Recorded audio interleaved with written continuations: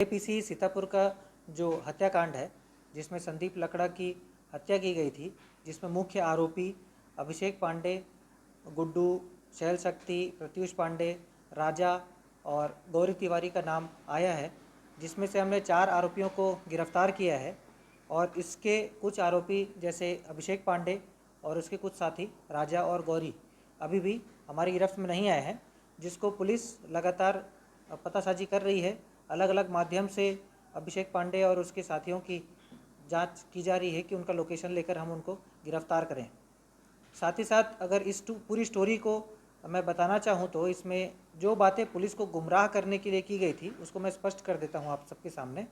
कि पहला तो जब संदीप लकड़ा को जब अभिषेक पांडे और उसके साथियों ने उसके जो घर था उस वहाँ से उठा के लाया था और उससे मारपीट की गई थी, उसके बाद उन्होंने ऐसा बयान दिया था कि इसने चोरी किया था हमारे सामान का, जिससे फिर संदीप लकड़ा के जो साथी हैं विकास, उससे फिर चोरी का सामान जब्त भी किया था पुलिस ने और एफआईआर भी की थी चोरी के अपराध के अंतर्गत। उसके बाद संदीप लकड़ा का गुमइंसान दर्ज किया गया था और परिवार वालों के एप्लीकेशन पे अभिषेक पांडे और उसके साथियों के खिलाफ अपहरण का अपराध पंजीबद्ध किया गया था। इसमें पुलिस को जो बातें गुमराह करने के लिए रखी गई वो मुख्यतः ऐसी थी कि जो संदीप लकड़ा का फ़ोन है वह मुंबई में ऑन हुआ था। मुंबई में ऑन करने के लिए शैल शक्ति, जो कि अभिषेक पांडे का ही स्टाफ है, उसको मुंबई भेजा गया था और उसी टाइम पे जो शैल शक्ति का लोकेशन है वह सीतापुर में ही था।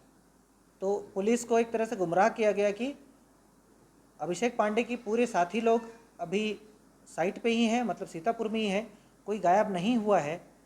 और शैल शक्ति को बिना किसी टिकट, मतलब बिना किसी रिजर्व टिकट के भेजा गया था मुंबई, जिससे कि उसका कुछ ट्रेस नहीं मिल पाया।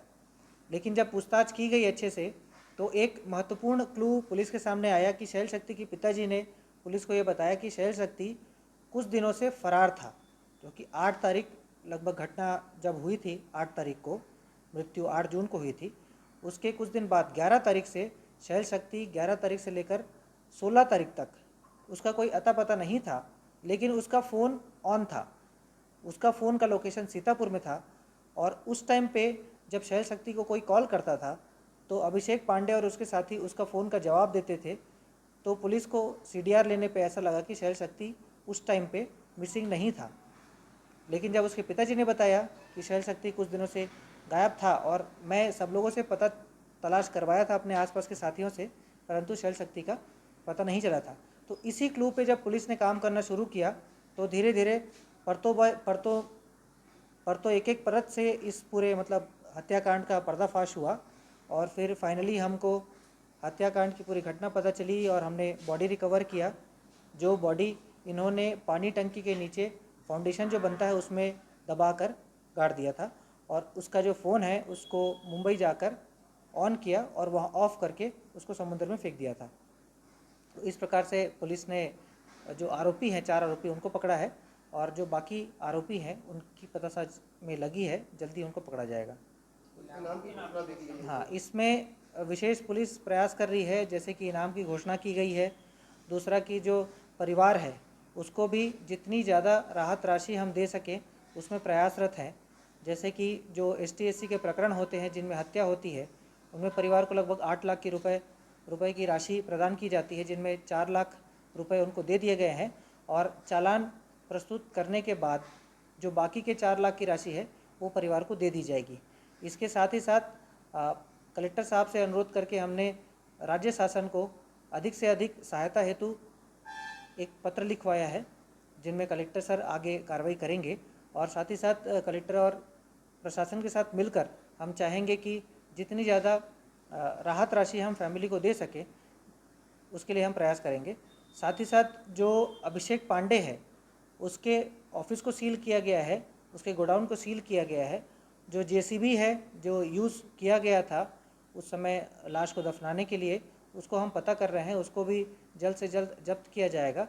उसके अलावा जो आरोपी 4 आरोपी जो गिरफ्त में हैं हमारे, जिनको अभी न्यायिक हिरासत में भेजा गया है, उनका हम पुलिस कस्टडी लेंगे, उनसे और पूछताछ करेंगे, जिससे कि जितने लोग इस पूरे हत्याकांड में शामिल हैं जो आरोपी हैं उनको पकड़ सकें और परिवार को न्याय दिला सकें। सौ नहीं दे रहे हैं परिजन, कहाँ है सौ, किस प्रकार उनको सुधार दी जाएगी? अभी शव हॉस्पिटल के मॉर्चरी में रखा गया है, अंबिकापुर हॉस्पिटल के। हम परिवार वालों से बात कर रहे हैं और साथ ही साथ उनके सगे संबंधियों से बात कर रहे हैं कि वो शव जल्द से जल्द ले जाएं और उनकी जो आगे कार्रवाई होती है, जो अंतिम संस्कार होता है, वो जल्द से जल्द करें। अच्छा, जो इनाम की राशि किसी के नाम पे है? अभी इनाम की राशि 10,000 रुपये रखी गई है, क्योंकि पुलिस अधीक्षक को एक अपराध में मैक्सिमम जो इनाम की राशि रख सकता है वो 10,000 रुपये है।